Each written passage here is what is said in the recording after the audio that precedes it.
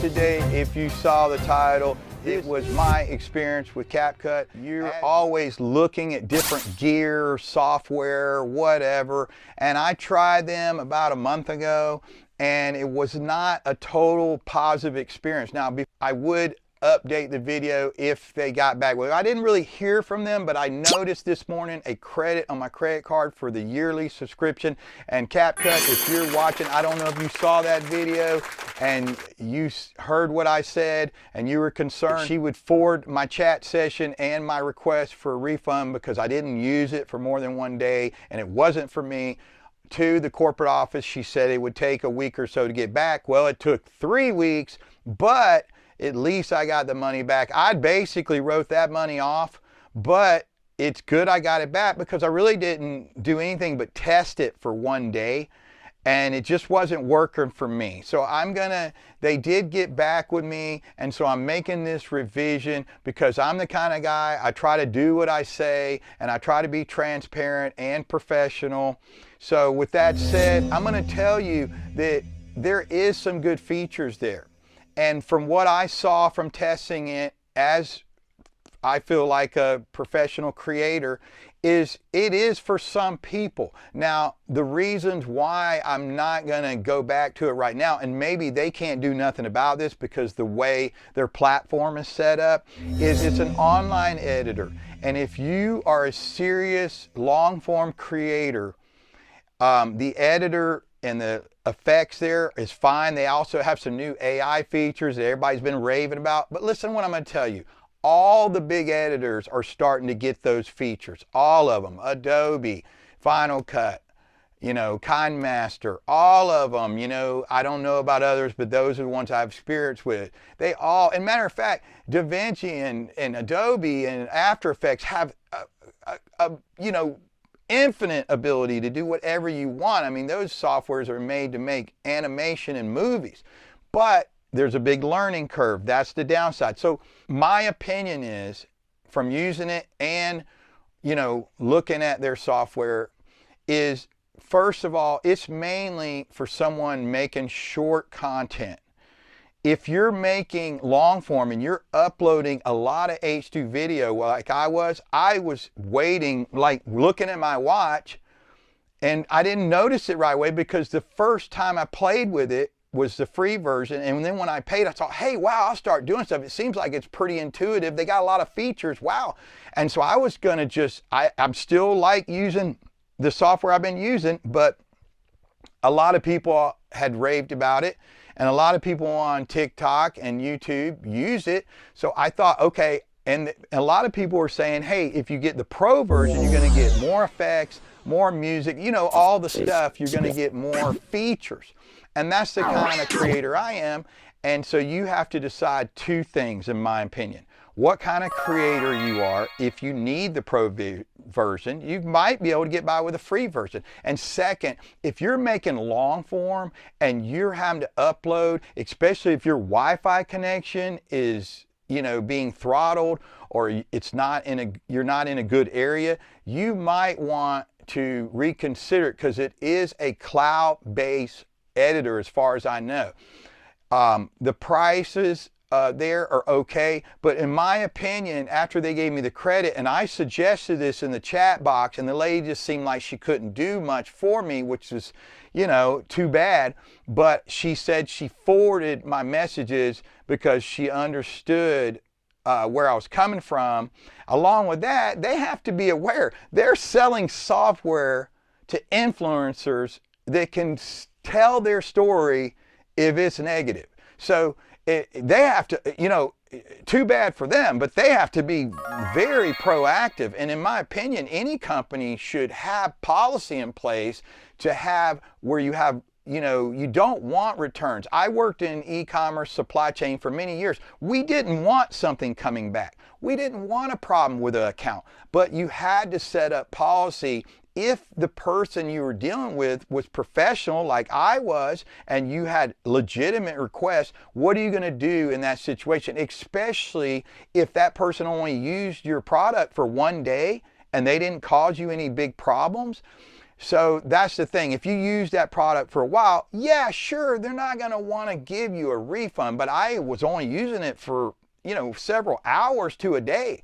And I had legitimate reasons, and there was a couple different reasons I couldn't use it. And I explained to her. One was because it's online, and I didn't, once I started trying to upload a lot of my long form HD videos, it just wasn't working with me with my workflow. And not only that, it seemed like it's designed for people to make shorts and Instagram reels and stuff like that. It's just not for me. Now, should you use it? That's your choice. This is my opinion. It depends on you, what your needs are. Second, they need to work out some customer service and satisfaction issues at that company. Maybe they're talking about it right now after they've seen some of these videos for people that have, put their story on social media, or maybe they just feel like they need to do that.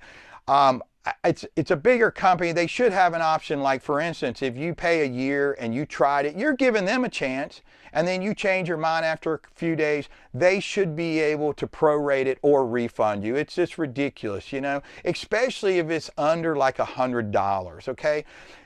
Secondly, they should also understand about being a cloud store. They're going to have people that have problems. They're not the only ones. The Clipchamp is got that. There's a lot of other ones. I'm not picking on them. And if you don't not only have a powerful machine, but really good internet connection and bandwidth, you're going to have a problem especially if you're doing long form. So that's the main reason. It's cloud storage. Second reason is there's not options to really cancel, and if they are, they're only doing it, like in my situation, I noticed a credit after a long chat session that day. And why can't I get a refund, or at least prorate down to a month and then cancel after that month? And I think that's maybe what they should do, is they should give their CSR the option, if you rebuttal it and you're just absolutely not satisfied, hey, I can charge you for the time you used it, but I'll credit your credit card, and it should be a flat rate per month. And that's what they need to do if they don't have a trial version. Now, I have, used other software, Microsoft and, KindMaster, and whenever I had a question about billing, I emailed them. They said, hey, we'll either change you to monthly or we'll refund you, and they would give you a certain amount of time to get that refund. And I didn't see that on Capcut. And it's not just about the editor. Oh, well, I don't have a problem with their editor. I could see these people in the comments saying, and I've been using it a while, and you're just, no, it's not about necessarily the editor. Remember, at the end of the day, it's also about customer service and their corporate environment. So, I don't really know. I don't work there. There are other options. You have to decide basically, what kind of creator you are. Especially if you're a long form creator, like me, I decided I needed the software mainly on my hard drive. You're going to have little packets that you have to go on the website or the cloud periodically download, like, effects packages and sound and software.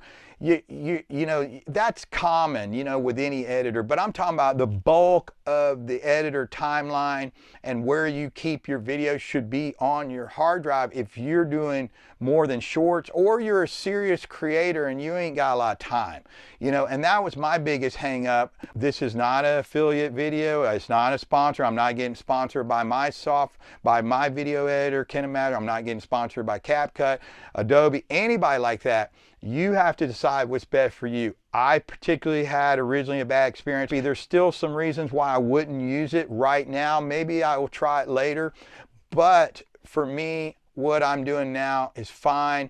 And if you get into other software, and there is better, more powerful software like Adobe and Final Cut Pro, you're gonna probably have to upgrade your laptop or PC, and then that's where really you're gonna spend the money. So if you look at the prices of an Apple MacBook Pro, it's crazy money for a machine that is fairly powerful, and you have to decide what type of videos and audio you're editing, and that's what you go for, along with gaming or whatever. So with me, I'm kind of right there on that edge where some of my videos are basic, but some of them have more effects, and I'm starting to have more layers. So I have to think about that, especially when you have long form, longer HD videos and you have cloud storage or you have a cloud-based editor. You're going to have maybe a problem. Maybe you won't. It depends on your situation. So with that said, you guys decide. I'm just telling my story, and of course it's my experience, but I am super happy that they refunded me. Maybe they saw the video, maybe they finally got back to me after 3 weeks it took. But anyway, it does have some good features. Appreciate you watching the video. Please keep it professional in the comments section. You can talk about your experiences and what you think. Everybody has different reasons why they use different software. Always remember, there's pros and cons to anything you do or any company or place you go. So we'll see you on the next one, and you guys take care.